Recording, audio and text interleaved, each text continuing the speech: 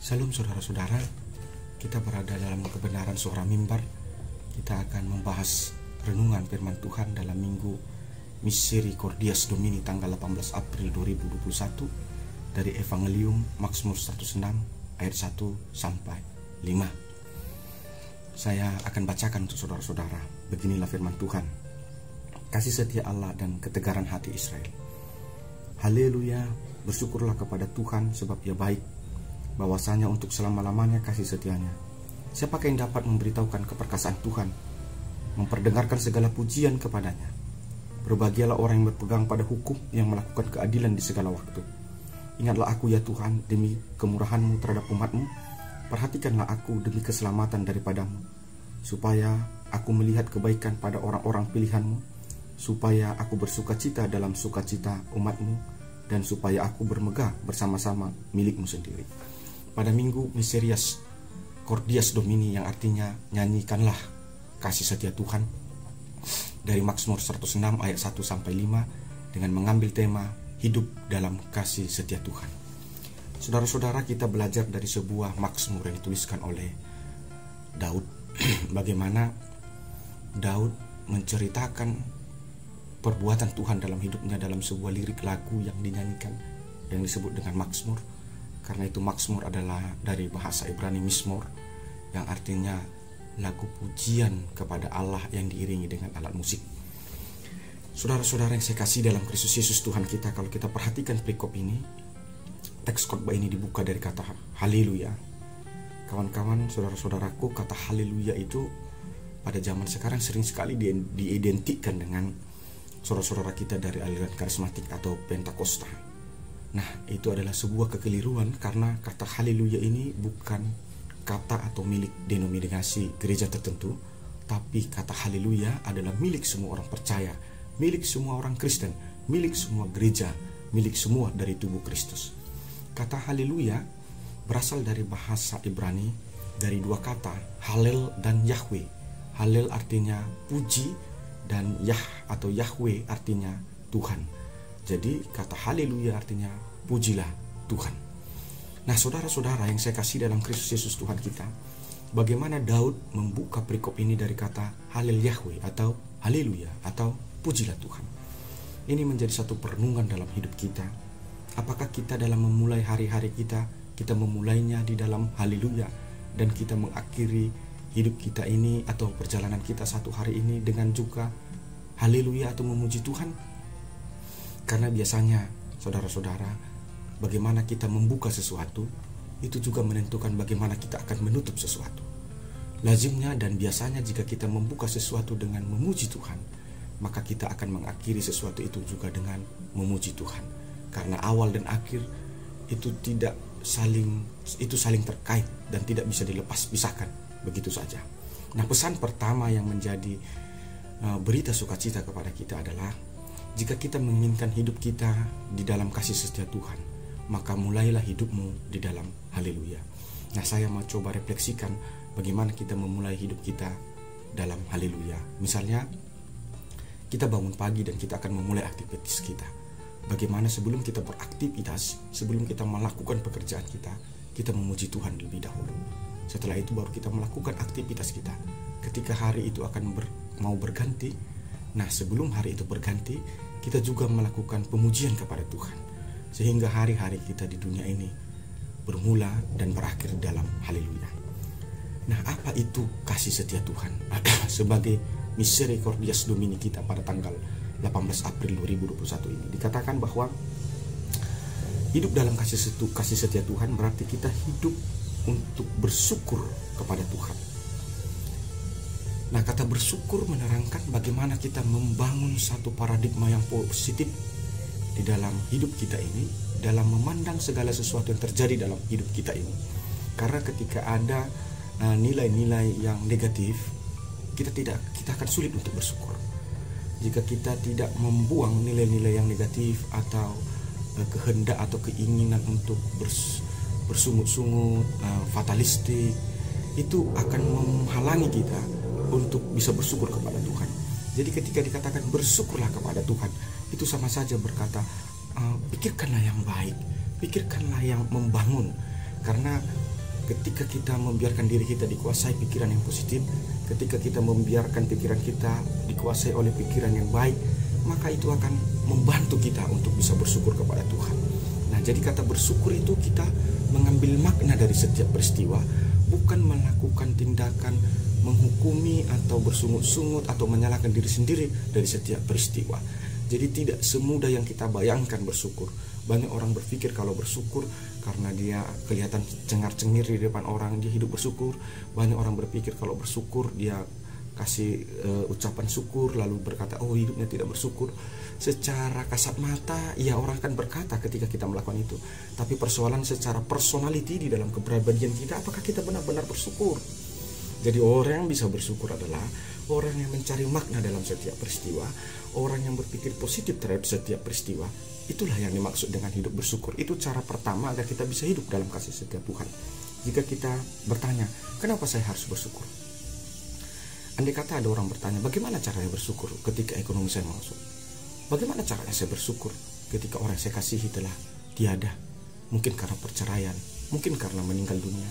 Bagaimana saya bisa bersyukur ketika saudara-saudara saya, famili saya tidak lagi peduli kepada saya, orang tua saya tidak peduli kepada saya?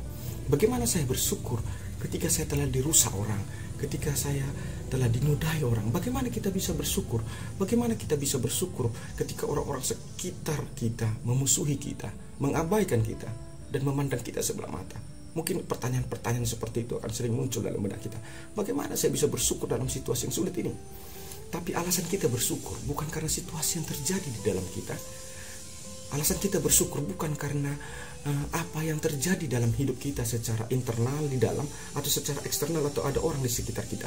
Tapi alasan kita bersyukur pertama karena Allah itu setia.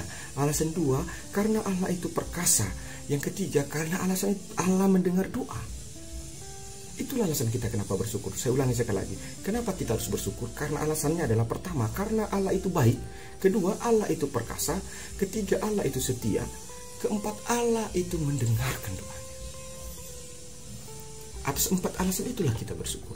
Jadi kalau saudara bersyukur gara-gara hidup saudara baik, saya pikir itu adalah rasa bukan syukur. Itu adalah luapan emosional yang ketika situasi hidupmu nanti berubah menjadi tidak baik, engkau kan kehilangan kemampuan itu. Tapi jika engkau bersyukur karena engkau memiliki Allah, saya pikir engkau akan tetap stabil di dalam hal bersyukur dalam hidupmu. Kenapa? Karena ketika dikatakan, sekalipun aku susah hari ini, aku bersyukur karena Allah itu baik. Maksudnya adalah kebaikan Allah itu dengan cara yang bertahap dan berproses akan mengubah kesusahanmu itu karena Allah baik. Engkau harus percaya kepada itu.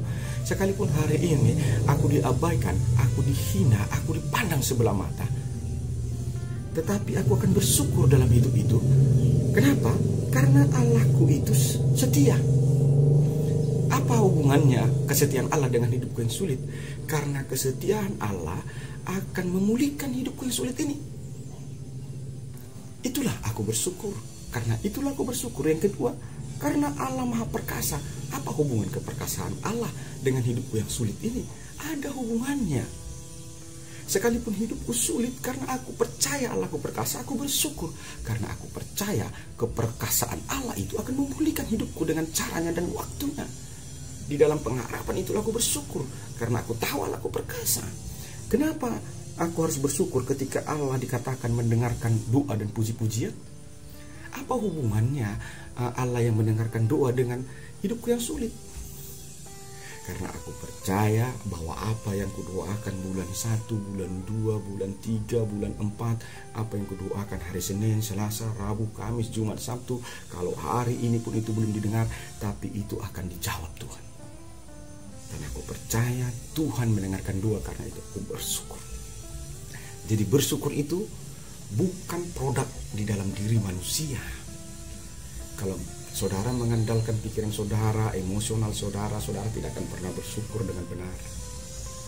Tapi bersyukur yang dimaksud teks ini adalah penghayatanmu kepada Tuhanmu dan kepercayaanmu kepada Tuhanmu. Itulah yang membawa engkau kepada hidup yang bersyukur yang diinginkan dengan benar dan tepat. Yang dikatakan lagi begini, dikatakan oleh Daud, berbahagialah orang-orang yang berpegang pada hukum, yang melakukan keadilan dalam segala waktu. Siapa sih orang yang tidak ingin bahagia dalam hidup ini? Saya lihat orang banting tulang pergi pagi, pulang pagi. Tujuannya untuk apa? Bahagia. Tapi apakah dia benar-benar bahagia dengan hasil kerja kerasnya? Belum tentu. Tapi kalau dia akan mendapatkan harta dan uang, mungkin. Tapi kebahagiaan yang dimaksud, belum tentu. Saya lihat orang sekolah tinggi-tinggi, sampai S1, S2, S3, yang gak ada lagi S4. Kalau ada pun sampai S5. Tujuannya apa? Supaya bahagia. Orang sampai sekolah kasih uang, kasih ini untuk membuat anaknya punya jabatan dan pangkat, sorong sana, sorong sini. Tujuannya untuk apa? Untuk bahagia. Tapi apakah mereka telah mendapatkan pangkat itu mereka bahagia? Tidak, belum tentu. Mungkin mereka mendapatkan pangkat itu, tapi batinnya kosong. Karena kebahagiaan bukan produk manusia. Pangkat gak akan bisa kasih kebahagiaan. Harta yang banyak gak akan bisa kasih kebahagiaan. Pendidikan yang tinggi gak akan bisa kasih kebahagiaan. Itulah kenapa kalau kita lihat orang yang lari dalam keadaan kejayaannya, ternyata kawin cerai. Orang yang sekolah tinggi-tinggi, saya lihat ternyata ada yang backstreet. Justru mereka pisah ranjang. Anak-anaknya terlantar. Tidak bisa, itulah kata orang bijak. Uang hanya bisa beli tempat tidur yang empuk, tapi uang gak bisa beli nyenyaknya tidur. Uang hanya bisa beli makanan yang enak-enak, tapi uang gak bisa beli selera makan. Uang hanya bisa beli buku yang mahal, menyekolahkan di sekolah yang tinggi, tapi uang gak bisa beli kepintaran. Karena itu kasih karunia Allah. Karena itu jika engkau ingin sungguh-sungguh berbahagia, engkau harus menerimanya dari Allah. Karena di dalam diri manusia ada kebutuhan rohani. Ada kekosongan jiwa yang dalam, lubang yang dalam hati ini. Yang gak akan bisa dipuaskan dengan uang. Yang gak akan bisa dipuaskan dengan titel. Yang gak akan bisa dipuaskan dengan harta, jabatan. Tapi kekosongan besar di dalam hati dan batin ini hanya bisa dipuaskan ketika engkau dulu tertunduk memuji dan memuliakan Allahmu dan mengakui dosamu dan mengundang dia datang dalam hidupmu. Baru kekosongan itu sirna dan engkau merasa bahagia dan seolah ada beban yang lepas dari pundakmu dan seolah ada sesuatu yang terbang dari tubuhmu, yaitu iblis yang meletakkan beban yang keras kepadamu. Dan genaplah apa yang dikatakan Yesus, datanglah kepada aku hai kamu yang lemah letih dan lesu, aku akan melegakanmu, aku akan mengangkat beban hidupmu. Genaplah itu. Karena itu bersyukur dan berbahagialah orang yang tahu haleluya, yang tahu haleluya sebelum memulai hidupnya, dan yang tahu melakukan haleluya ketika dia mengakhiri satu hari yang telah diberikan Tuhan kepadanya. Dan di dalam ayat 4 dikatakan, ingatlah aku ya Tuhan demi kemurahan terhadap umatmu, perhatikanlah aku demi keselamatan daripadamu, supaya aku melihat kebaikanmu kepada orang-orang pilihanmu, supaya aku bersuka cita dalam sukacita umatmu, dan supaya aku bermegah bersama-sama milikmu sendiri. Daud benar-benar menjaga hubungannya dengan Tuhan. Karena itu Daud selalu berkata, ingat aku ya Tuhan. Sama seperti kalau suami istri baru-baru menikah, mereka selalu berkata kepada pasangannya, ingat aku, ingat aku. Atau sama orang yang pacaran yang LDR jarak jauh, dia akan selalu berkata kepada pasangannya, ingat aku ya, ingat aku ya. Kenapa mereka harus berkata ingat aku? Karena mereka tahu di sekitar itu akan ada penggoda. Karena mereka tahu di sekitar itu akan ada orang jahat yang bisa membelokkan kapan saja prinsip dan komitmen yang mereka ambil. Karena itu saya katakan, ingat aku.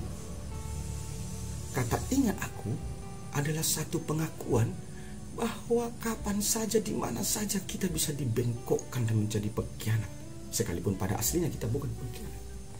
Karena itu ketika Daud berkata ingat aku ya Tuhan, Daud mau bilang begini, Tuhan aku orang lemah, yang kapan saja aku bisa dibengkokkan oleh dunia ini dengan racun kenikmatannya.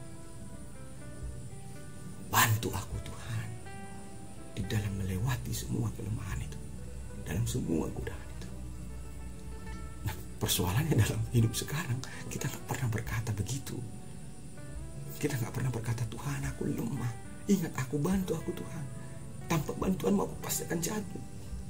Dan celakanya jika saya lihat, jika Daud berkata, ketika Daud ingin membuang godaan, menjauhi cobaan.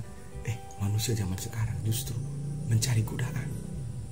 Iblis tidak mau goda manusia, tapi manusia yang cari godaan itu. Saya mau katakan sama saudara, ketika saudara pergi ke tempat yang ada judi-judinya, bukankah saudara mencari godaan? Lalu ketika saudara berjudi, lalu saudara berkata, aku digoda. Bukan saudara yang cari godaan, orang saudara pergi ke sarang judi.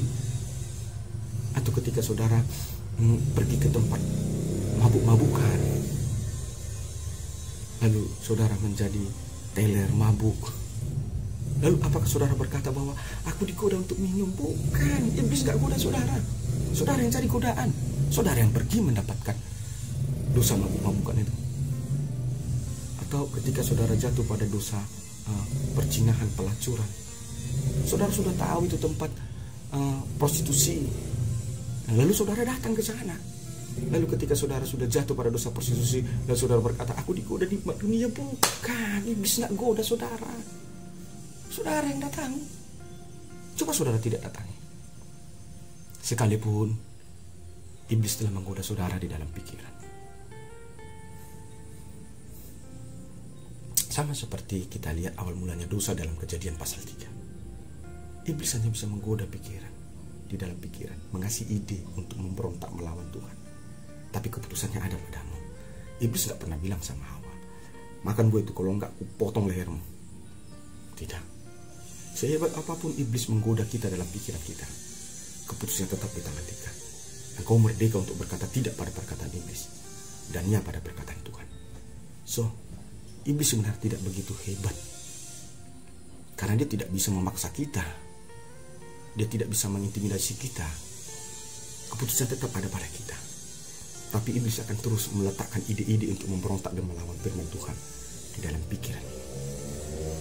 Oleh karena itu, mari belajar seperti Daud. Kita selalu berkata kepada Tuhan, ingat aku Tuhan, aku orang lemah, tanpamu aku selalu jatuh dan kalah. Tapi berdasarkan perikop ini, kalau kita bertanya apakah Tuhan mengingat aku, maka pertanyaan itu dijawab. Seperti apa engkau mengingat Tuhan, maka seperti itu Tuhan akan mengingat engkau. Maka kita sering baca dalam perjanjian lama, sering dikatakan, maka teringatlah Tuhan. Teringatlah Tuhan kepada Lea yang kurang dicintai Yakub. Teringatlah Tuhan kepada Sarah yang mandul itu, yang ketika Hagar memandang sepele kepada Hara tuannya karena tidak Sarah tidak memiliki anak, maka teringatlah Tuhan lalu membukakan rahim.